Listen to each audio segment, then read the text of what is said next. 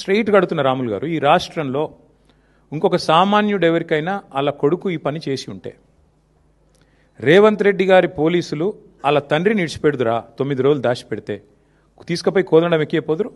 ఎక్కడున్నాడు చెప్పు నీ కొడుకునని? వాస్తవం కాదా ఇది?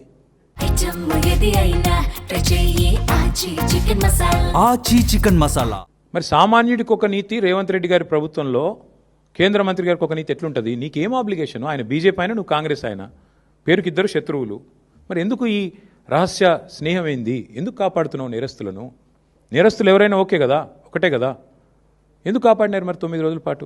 చివరికి దిక్కులేక కోర్టులో రిలీఫ్ లేకపోతే, కోర్టు ద్వారా మీరేదో ప్రయత్నం చేసి చివరికి కోర్టులో రిలీఫ్ రాకపోతే ప్రజల ఒత్తిడి పెరిగి ప్రజా సంఘాలు పేట్ బషీరాబాద్ పోలీస్ స్టేషన్ ముంగట ధర్నాలు చేసే పరిస్థితి వస్తే, మా మహిళా సోదరిమణులు మొత్తం పోయి అంబేద్కర్ కాడపై ధర్నా చేస్తే దిగి రాక తప్పని ఒక అనివార్య పరిస్థితి 2 పార్టీల బొండిగా పట్టుకుంటే అప్పుడు బీజేపీ కాంగ్రెస్ దిగి రాక తప్పని అనివార్య పరిస్థితుల్లో సరెండర్ అయిందా అరెస్ట్ అయిందా నాకు తెలియదు, వాళ్ళిద్దరు తెలుసుకోవాలి. అది మాకు బండి సంజయ్ గారితో మాకేం వ్యక్తిగత పంచాయతీ లేదండి, నాకు ఆయనతో ఎప్పుడూ లేదు.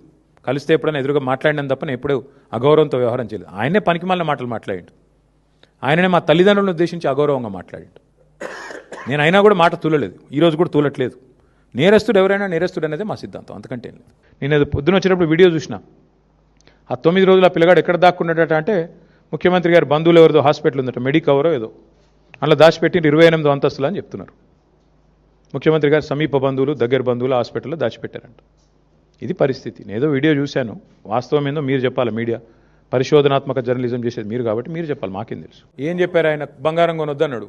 మేము బంగారం కొనే బ్యాచ్ కాదు, మాకు ఏం చెప్తాం ఆయనకు? సరే ఆయన ఏం చెప్పాడు? ఏదో పెట్రోల్ డీజిల్ తక్కువ వాడమన్నాడు.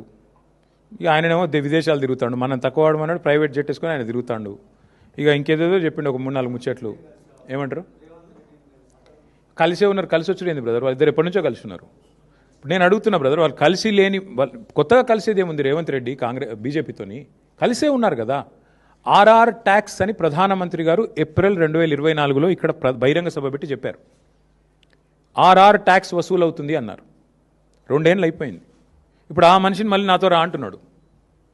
దాని అర్థమైంది అంటే 2 ఏళ్ళు నువ్వు వసూలు చేస్తున్నాయన్నీ నాకు తెలుసు, నువ్వు చేసే దొంగ పనులన్నీ నాకు తెలుసు, కానీ నాతో కలిసి వస్తే అన్నీ మాఫ్ అవుతాయి.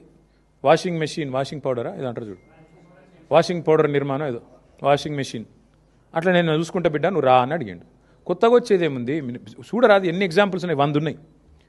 హైదరాబాద్ సెంట్రల్ యూనివర్సిటీలో 10,000 కోట్ల కుంభకోణం జరిగిందని నేను చెప్పడం కాదు, సెంట్రల్ సుప్రీంకోర్టు అపాయింట్ చేసిన సెంట్రల్ ఎంపవర్డ్ కమిటీ చెప్పింది.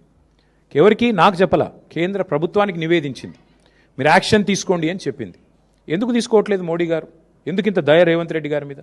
కలిసి లేకపోతే ఇదంతా ఎందుకు జరుగుతుంది? పొంగులేటి శ్రీనివాసరెడ్డి గారి ఇంటి మీద ఈడీ రైడ్ అవుతుంది. 2 మెషిన్లు పోతాయి, నోట్లు కౌంట్ చేసే మెషిన్లు 2 పోతాయి. ఇప్పుడు అయిపోయి కూడా 18 నెలలు అయిపోయింది రైడ్ అయ్యి. ఈడీ నోరు విప్పదు, మంత్రి గారు నోరు విప్పరు, పలుకే బంగారం అయింది. దీని అర్థమైంది, దీని భావం ఏంది? ఇద్దరు కలిసి లేకపోతే అమిత్ షా గారు వచ్చి తెలంగాణ ఏటీఎంగా మారిపోయింది ఏఐసీసీకి అంటాడు, కానీ ఏం యాక్షన్ ఉండదు. దొంగలు పట్టుకోవాల్సిన హోంమంత్రి అలాగే ఇక్కడ చూస్తున్నారు కదా మీరు. ముఖ్యమంత్రి గారి బావమరిదికేమో కేంద్ర ప్రభుత్వ స్కీమ్లో కాంట్రాక్టులు వస్తాయి, కేంద్రంలో ఉండే బీజేపీ ఎంపీలకు రాష్ట్రంలో కాంట్రాక్టులు వస్తాయి. ఇది ఎన్నడూ చూడలేదు తెలంగాణలో, ఫస్ట్ టైం చూస్తున్నాం. దీని అర్థమైంది? ఎంత సుదృఢమైన బంధం ఇద్దరిది.